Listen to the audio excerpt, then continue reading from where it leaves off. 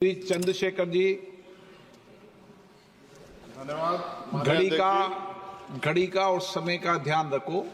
6:30 बजे मंत्री जी मैं का जवाब आना है। आपके एक से एक शब्द की वैल्यू समझता, आप कहो मैं बैठ जाऊंगा सर। नहीं बोलिए, आपको बोलने के लिए देश की जनता ने भेजा है। धन्यवाद, धन्यवाद अध्यक्ष। हम आपदा प्रबंधन संशोधन विधेयक पर विचार कर रहे हैं सर, जिसमें मूल अधिनियम की 79 धाराओं में से 51 धाराओं में संशोधन का प्रस्ताव है। हालांकि ये संशोधन आवश्यक हो सकते हैं, परंतु यह तरीके कुछ जटिल हो सकते हैं, खासकर नए सदस्यगण मेरे जैसे के लिए, जिन्हें मूल अधिनियम और संशोधन विधेयक दोनों का अध्ययन करना पड़ता है। इस विधेयक की समझ में कठिनाई हो सकती है और विधायी प्रक्रिया में जटिलता आ सकती है। इस संदर्भ में मेरा सुझाव है कि यदि संशोधन विधेयक के माध्यम से मूल अधिनियम को ही प्रतिस्थापित करके एक नया विधेयक प्रस्तुत करे, तो यह न केवल विधेयक को अधिक स्पष्ट और समझने में आसान बनाएगा, बल्कि लेजिस्लेटिव ड्राफ्टिंग प्रक्रिया को भी सरल कर देगा। वर्तमान में संविधान की 7वीं अनुसूची में इसकी स्पष्ट एंट्री का उल्लेख नहीं किया गया है। मंत्री जी कृपया यह बताने का कष्ट करें कि वर्तमान विधेयक संविधान की 7वीं अनुसूची के किस एंट्री में कवर है। यह प्रश्न इसलिए महत्वपूर्ण है क्योंकि यदि हम इसे संविधान की 7वीं अनुसूची में स्पष्ट रूप से दर्ज करते तो यह विधेयक लाने का आधार और संसद की विधायी शक्ति को स्पष्ट रूप से मान्यता मिलती। इसके बिना यह विधेयक संविधान के तहत अपनी पूरी वैधता का दावा नहीं कर सकता, जिससे इसे लागू करने में होने में अस्पष्टता उत्पन्न हो सकती है। इसलिए मेरा सुझाव है भविष्य में इस प्रकार के विधेयक लाते समय संविधान की 7वीं अनुसूची में आपदा प्रबंधन के लिए एक स्पष्ट प्रविष्टि जोड़ी जाए, ताकि संसद की विधायी शक्तियां स्पष्ट रूप से विधेयक और औचित्य की तरह पूरा करें। मेरा प्रश्न केंद्र सरकार द्वारा राज्य को आपदा के समय धनराशि और अन्य सहायता प्रदान करने की तरीके से संबंधित है। हम सभी जानते हैं कि जब भी कोई आपदा आती है, केंद्र सरकार विभिन्न राज्यों को राहत देने के लिए धनराशि और सामग्री भेजती है। हालांकि यह देखा गया कभी कभी सरकारें अपनी पार्टी शासित राज्यों में को प्राथमिकता दी, जबकि विपक्षी दल द्वारा शासित राज्यों को धनराशि कम, विलंब और भेदभाव पूर्ण तरीके से दी जाती है। इस भेदभाव का राजनीतिक विवाद और आरोप प्रत्यारोप उत्पन्न होते हैं। विशेषकर जब आपदा की स्थिति गंभीर होती है तो यह भेदभाव और देरी राज्यों के लिए अधिक संकटपूर्ण हो सकता है। इसलिए मेरा सुझाव है इस विधेयक में एक स्पष्ट प्रावधान होना चाहिए, जिसमें यह सुनिश्चित किया जाए कि सभी राज्यों को आपदा के सहायता समान रूप से समान मानकों के आधार पर दी जाएगी।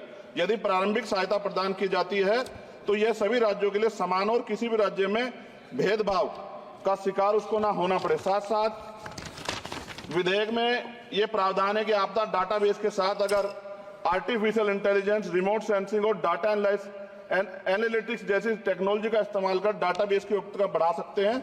इस प्रावधान भी विधेयक के हों। एनडीएमए में जो आपने स्पेशली स्टाफ रखेंगे, क्या नियुक्ति में SC, ST और OBC को आरक्षण का प्रावधान दिया जाएगा? क्या ये बल सिर्फ मैन पावर होंगे या आवश्यक राहत सामग्रियों उपकरणों से भी लैस होंगे?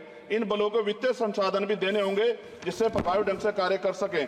आपदा प्रबंधन नीति डिजाइनिंग में पूर्व चेतावनी प्रणालियों के उन्नयन को शामिल करके पूर्व चेतावनी प्रणालियों को प्राथमिकता दी जाए।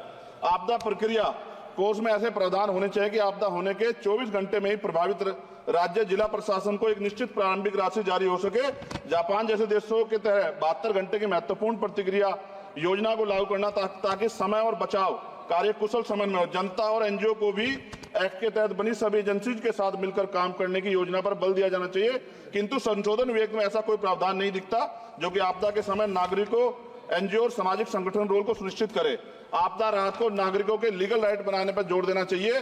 और अध्यक्ष जी, सबसे महत्वपूर्ण ये है, आपदाओं में अपने परिजनों और संपत्ति को खोने वाले व्यक्तियों के मानसिक स्वास्थ्य को सहायता प्रदान करने के लिए मनोवैज्ञानिक पुनर्वास कार्यक्रम को आपदा प्रबंधन नीतियों में एकीकृत करने की आवश्यकता है।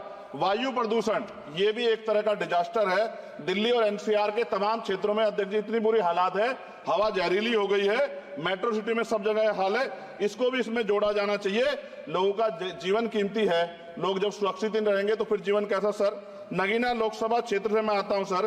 किसानों को हर बार बाढ़ के कारण नुकसान होता है और जब वो जाते हैं दफ्तरों में तो अधिकारी धमकाकर भेज देते हैं वापस। कोई मुआवजा नहीं मिलता, मुआवजा के नाम पे खाना पूर्ति होती है।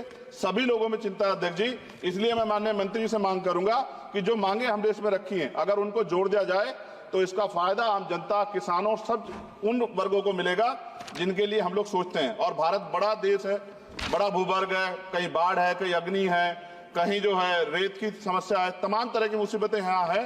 तो मैं माननीय अध्यक्ष जी आपके माध्यम से सरकार से मांग करता हूं और माननीय मंत्री जी से कि इस बिल पे, जिस विधेयक को और मजबूत करें जिससे इसका लाभ जनता को। माननीय अध्यक्ष जी आपका धन्यवाद।